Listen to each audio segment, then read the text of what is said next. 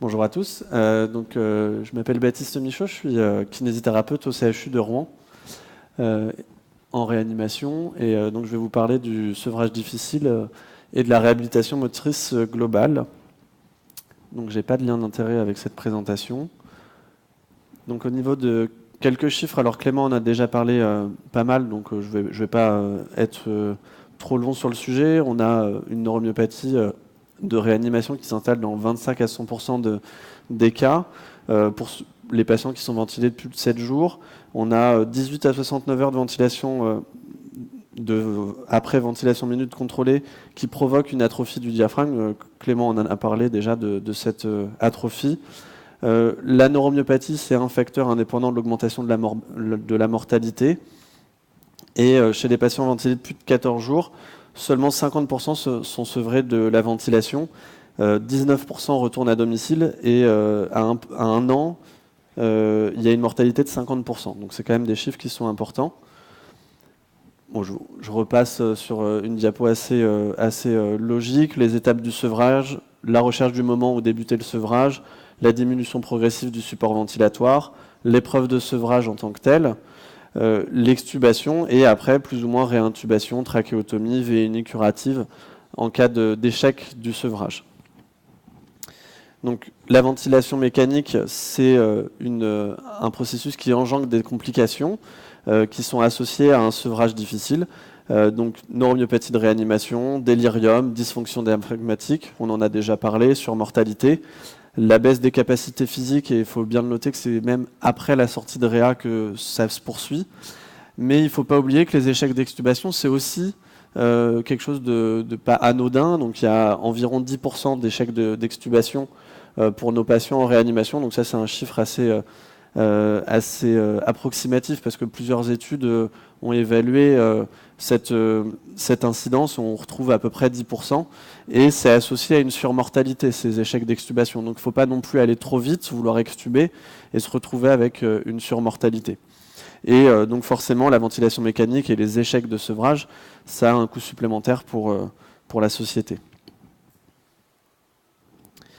Donc les neuromyopathies, donc ça c'est un tableau que Clément avait fait dans Kinésithérapie la revue, qui met les principaux facteurs de neuromyopathie et on voit bien que la durée de ventilation mécanique, ça en fait partie. Les causes d'échec de sevrage ensuite, elles sont multiples. Il y a la cause respiratoire, donc avec les pathologies sous-jacentes du patient, l'encombrement trachéobronchique important, les altérations de la pompe ou des échanges gazeux. Au niveau extra-respiratoire, on va avoir la neuromyopathie avec plus ou moins tout inefficace, troubles de la déglutition, les troubles de la vigilance, notamment dans le cadre des patients avec un score de Glasgow inférieur à 8, une balance hydrique positive, donc des problèmes cardiaques. Et puis après, il y a aussi le personnel soignant, donc hors patient, où on va avoir peut-être une mauvaise analyse du sevrage, mauvaise analyse de quand débuter le sevrage, des mauvais réglages, donc soit une surassistance du patient ou une sous-assistance du patient. Clément, il en a parlé tout à l'heure. Il y a des moyens humains aussi. Des fois, on n'a pas assez de kinés dans le service, voilà, ça peut jouer dans l'identification des patients qui peuvent être sevrés de la ventilation mécanique dans les séances qu'on va leur faire post-extubation ou même pendant toute la durée du sevrage. Et puis après, il n'y a pas de test de sevrage où des fois, il n'y a pas de protocole, il y a le test de sevrage qui n'est pas réalisé comme il faudrait.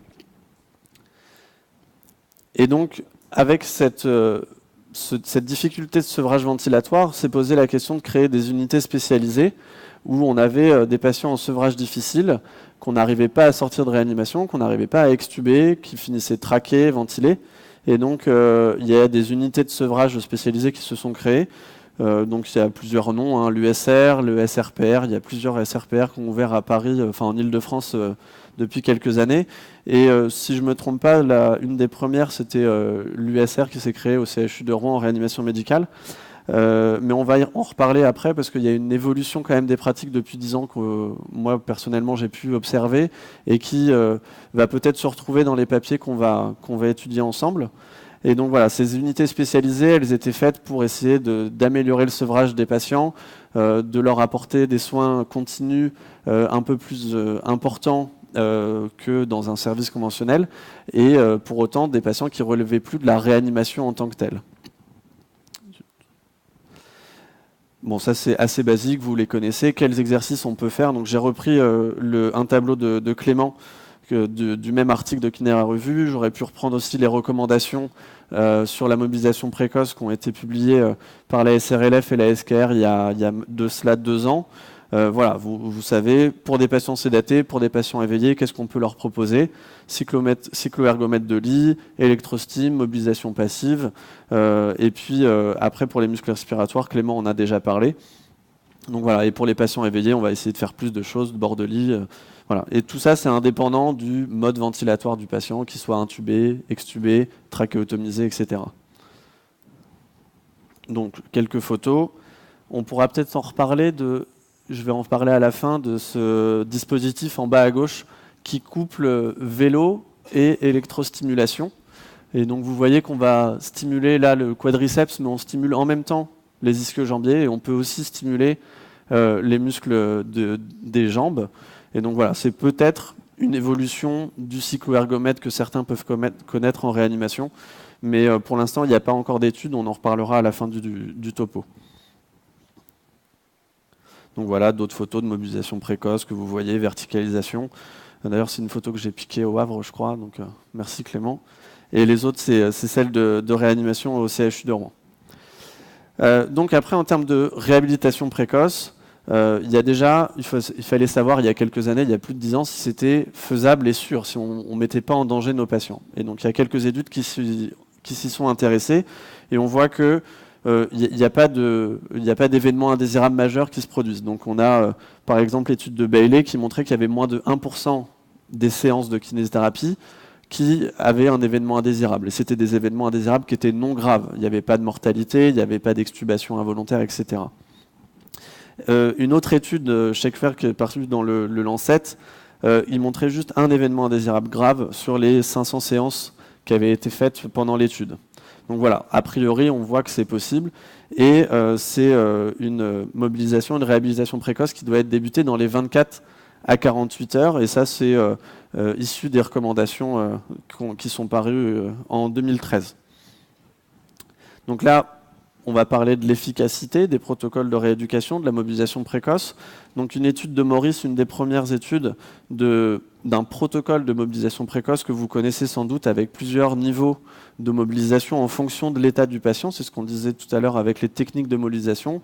Patient sédaté, on va faire de la mobilisation passive, du cycloergomètre, et on va essayer de voir après d'évoluer en fonction du réveil du patient et en fonction de la participation du patient pour essayer de lui proposer davantage de choses.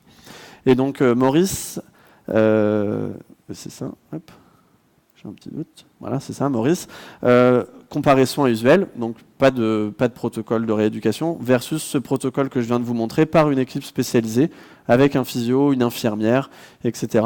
Et donc l'outcome principal, c'était de voir si les patients avaient eu plus de kinés. Bon, a priori, c'était assez logique. On fait un protocole où on dit qu'on va mobiliser le patient, etc. Et on voit que le patient est plus mobilisé. Donc là, on voyait que 80% des patients recevaient au moins une séance de mobilisation versus 47%.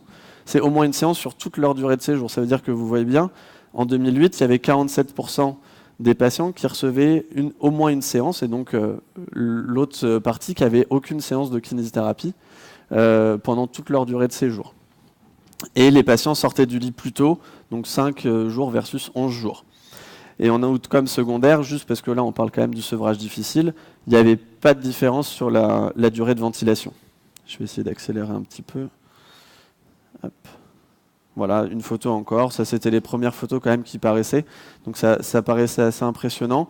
Une étude dans le Lancet, donc un essai randomisé contrôlé de 104 patients, avec une stratégie, là c'était un peu la mode à l'époque, d'un arrêt quotidien des sédations et d'essayer de proposer de la rééducation à ce moment-là aux patients. Et donc il y avait pareil, stratégie de mobilisation versus soins usuels lors de cet arrêt des sédations. Et on avait des patients ventilés qui recevaient en moyenne 32 minutes par jour de kinésithérapie versus 0 minutes par jour dans le bras contrôle. Donc pareil, en fait, ils n'avaient pas du tout de kiné dans les soins courants.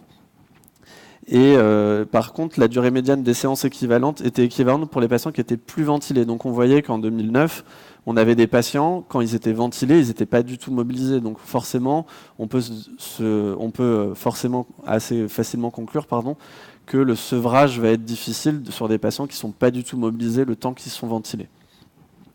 Donc en outcome principal, on avait un meilleur retour à l'autonomie et la non-intervention retardait de 2 semaines ce résultat-là, la récupération. Par contre, toujours pour le sujet du topo, il n'y avait pas de différence sur la durée de ventilation. Il y avait une durée de ventilation mécanique qui était réduite, mais c'était un outcome secondaire. Donc on réduisait quand même de 2,4 jours la durée de ventilation mécanique. Donc là, vous aviez les résultats sur 50 patients de chaque côté. Alors ça, c'est une étude qui est parue en 2009, mais en fait, elle a été acceptée dans le journal en 2007, donc c'est quand même une des premières études. C'est une étude un peu particulière, avec un groupe interventionnel en prospectif, et puis un groupe contrôle qui était rétrospectif, et avec un gros effectif quand même. C'est une équipe turque qui avait fait ça, où il y avait 504 patients qui étaient ventilés, et on voyait qu'il y avait un intérêt dans la ventilation, dans le sevrage ventilatoire et la durée de séjour, mais voilà, c'est pas un essai randomisé contrôlé. Là, on prenait un groupe contrôle rétrospectif. Burtin, en 2009, nous faisait un essai randomisé contrôlé de 90 patients avec, là, cette fois-ci, on introduisait le vélo, et donc on comparait un groupe kiné et un groupe kiné plus vélo, donc 20 minutes de vélo par jour pendant 5 jours. Et c'était par contre une mobilisation qui était faite à partir de J5.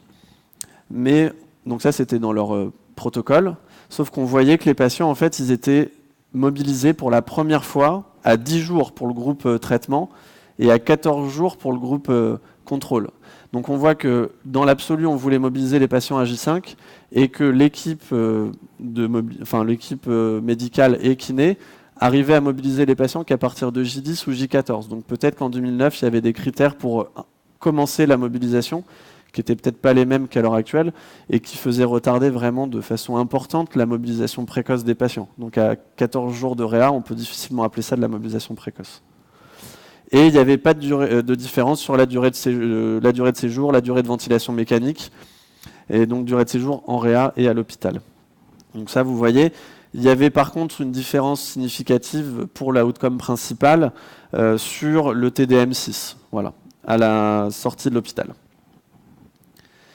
Routy, donc ça c'est sur l'électrostimulation, c'est pas un randomisé contrôlé parfait, je ne vais pas en parler longtemps, voilà, ça comparait juste l'électrostim, on n'avait pas de différence significative, qui avait été repris par une revue Cochrane parce que eux avaient des conclusions un peu différentes. La revue Cochrane a remis sur des conclusions puisqu'ils avaient exclu des patients, et donc là la revue Cochrane avait refait les calculs.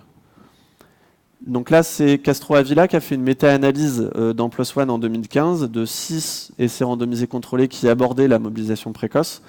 Et donc c'était en faveur de la réhabilitation pour la marche sans assistance à la sortie de l'hôpital. Et donc ça, c'était 4 essais randomisés qui avaient ces données-là. Par contre, il n'y avait pas d'effet significatif pour l'incidence des neuromyopathies, la durée de séjour et la durée de ventilation mécanique. Il faut voir que cette méta-analyse, elle était aussi avec une revue systématique, puisqu'il n'y avait pas beaucoup d'études qui abordaient la durée de ventilation mécanique. On en avait 2.